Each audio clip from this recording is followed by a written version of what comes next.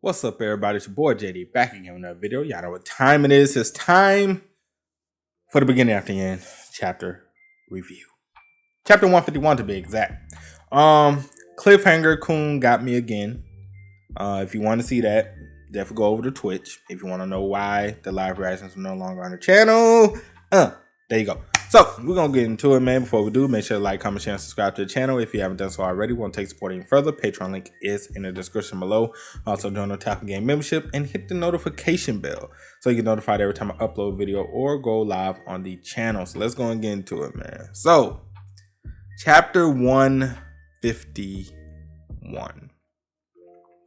Didn't know what to expect from this chapter. The last two chapters, chapter 150 and 149, had your boy in tears. You know, it hurt my soul. It hurt my soul. And if y'all listen to the pod that we had Tuesday, a lot of us was pretty hurt.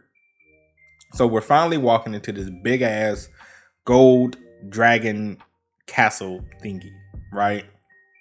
No guards, no security anywhere to be seen, but apparently they've been watching us ever since we crossed into the land of deities, which is fine. So we walk in, gold, pillars, archways, big ass door, all of this stuff, and we're going to meet Lord Indrith, the king or the god of the, I guess of the strongest race in the deities and all of that good stuff.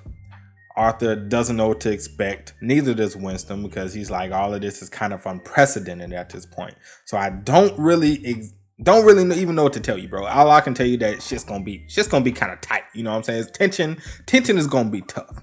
So then we get there, we see these two guards. The boy, he look cool. He don't look like he gonna wreck much shit. Like, he look like he'll wreck some shit, but like when shit gets going, he'll probably be fodder. Old girl, she look like she'll really wreck some shit. The girl that was in there guarding the door, she looked like she might wreck some shit. Real talk. So then the dude that was guarding the door, I guess one of the soldiers or whatever, he had the nerve to be like, hey man, should he be carrying the princess, Princess Sylvie? He should be carrying her. He was like, bitch, if you don't get off us, man, look, we bonded. That's my bond. Open the damn door. So they opened the door, pretty much. That's how it went. No cap. Real true story. That's how the shit went. And open the door, and on this long ass, big ass room, we see the king. I ain't gonna lie, he was in the thumbnail, right? The thumbnail of this particular chapter. It's so small I couldn't really tell who it was, but it kind of looked like Arthur when he goes into his awakening. And he looks very young. He ages well. I would definitely give him that. He ages magnificent. Y'all know what I'm trying to say. Magnificent. Can't get the word out. Fuck it. You know what I'm trying to say though. He ages well. Okay. He ages well. He looks good. Looks good for his age. I need to figure out what a fountain of youth is, because that man he looked good. No homo. So Arthur sees him. Can't sense his Asura. I mean, his I say Asura, Lord Jesus, aura. Can't sense his aura, man. And next thing you know, Arthur's beast will goes absolutely insane. The markings on his body starting appearing. He's dropping to the floor. The markings are starting to burn. It hurts. Next thing we know, the king sighs. He just, next thing you know, Sylvie's gone. Arthur was holding Sylvie. She disappears. Don't know how that happened. She disappears and ends up in the king's lap while he's still sitting on the throne. My best guess, he used Static Void himself, walked over there, grabbed Sylvie, and sat his ass back down. And by the time Arthur realized what the hell happened, this man was chilling with Sylvie in his arms. That's what I'm assuming. I could be totally wrong about that, but that's just what I'm assuming. And Arthur looking at him like, what the hell did you do? And he was like, what? I can't hold my own granddaughter? And he was like, Arthur, like, that's not the point, bro. That is not the point. So the king is looking at Sylvie like, bro, what have you been doing your whole life? What have you been doing with my granddaughter, bro? She is weak. She is pathetically weak, insultingly weak. Like, you have not trained her one bit. All she been doing is eating Twinkies and sleeping all day, bro. Like, what have you been doing? You need to be training her. And she's in this deep sleep, so you must have strained her or, put too much stress on her. Anyway, he's pissed. He's a little pissed. More disappointed. Probably half tense pissed, but you get the general idea. But he can't do shit because they need him. So Arthur like, so why did I have to come here? If this was just for training, couldn't I just train back home? And he was like, hell no. And as far as what Sylvie goes, she's staying with me. I'm going to train her personally. You ain't gonna see her again until training is over. Arthur was like, oh, hell no, fam. We ain't about to run this shit. Arthur like, nah, bro, I don't like that. I don't like that idea. He don't. And then this man had the nerve to like tap the shit out of Sylvie in her temple to wake her up. Sylvie wakes up like, bro, who the fuck are you? He like, who are you? And then Sylvie like, bro, where am I?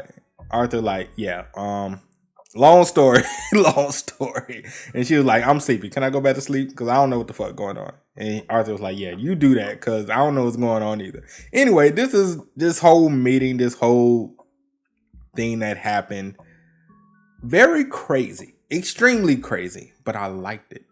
That's the good thing. So it's time to training. And the king says, I have deemed you a necessary piece to help us against Agrona in the upcoming war. Now, he did not give any information to us as far as how, when the war was approaching, how far the war is away.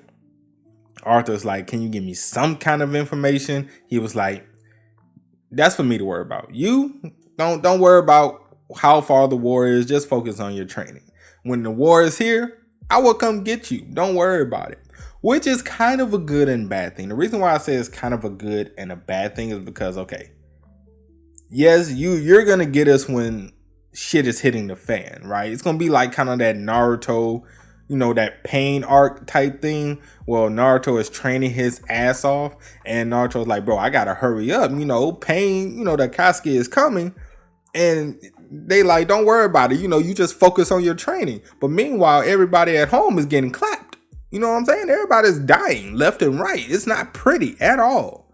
So good and bad thing. We don't know how many people. We don't know if the war is going to already start by the time our training ends. We don't know if we're going to finish our training before the war. So it's a lot of things going with that. That's kind of a cause for pause. But at the same time, at this point, it's nothing Arthur can do.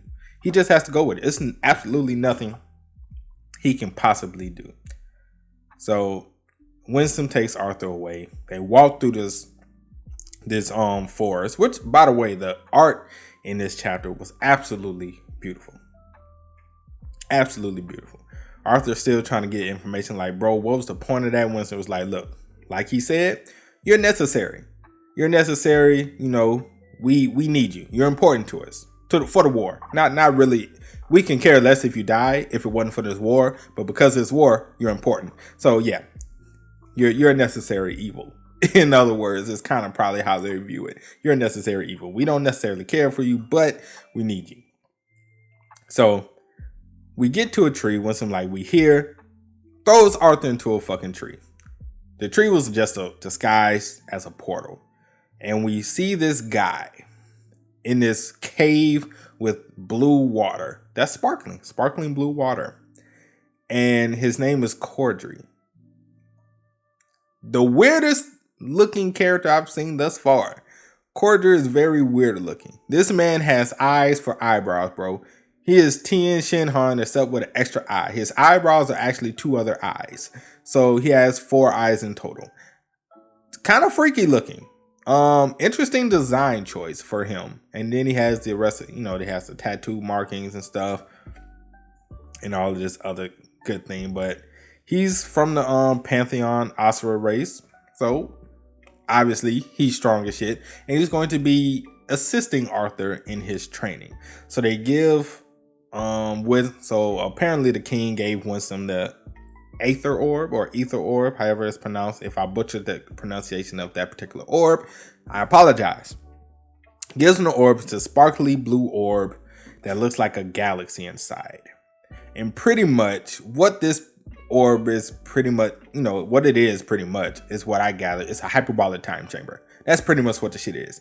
I don't know how much it slows down time for Arthur's training, but I'm assuming it's going to slow down time significantly so Arthur can train, and it'll probably be maybe a year, 5 years, 10 years maybe inside of this orb, or if we're going inside the orb, I don't fucking know. But let's say we're going inside the orb for shits and giggles. So we're going inside this magical orb that creates this, or it creates a field of barrier, whatever the case. Maybe it'll be like, I don't know, maybe 10 years of training, but in reality, maybe like a week or a month has gone by, something like that. Who knows? We don't exactly at this point in time know how much it slows down time, but it's pretty much the hyperbolic time travel from Dragon Ball Z, so everybody can be familiar with it. That's pretty much what it is. And then this blue water that we're standing in and all of this other stuff. It's pretty much kind of a healing elixir in a way. So like the more he's inside this pond, it will heal his wounds and, you know, also accelerate his training. You know, so it's kind of like a 2-in-1, which is pretty cool because Arthur is going to get strong extremely quickly, and definitely he's already the strongest as far as he's arguably, well, after this, because obviously he's the strongest kid, but after this, would he possibly be on the Lance's level or even above the Lance's? Does this also accelerate his core? Is this mainly for his beast will? It's a lot of questions, man. I want to assume all of the above, that it is for his core, it is for his beast will, it is for his mana, it's for every single thing that he needs in order to grow more powerful.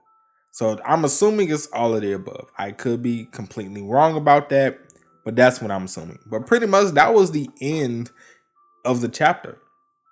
And then Cliffhanger Kun took me down at the end. So what do I have to say about this? Very interesting.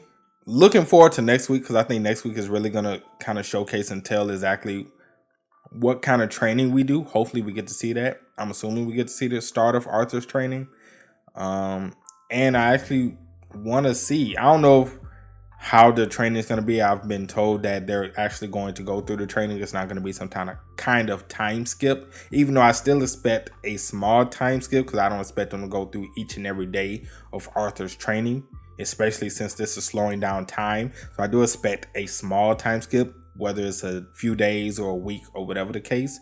But yeah, good chapter. I give it about a 7 out of 10, 7.5 out of 10. Good chapter. Not great or amazing like the past 2 chapters, but still a good chapter overall. But that's it for this video. Hope you guys enjoyed. If you did, make sure to drop a like, sub to the channel. Let me know what you guys think about everything that happened in the comment section below. Also, you want to keep up with me, Twitch, Twitter, Discord, links, all of that is in the description as well. And I will catch you guys next time. Peace.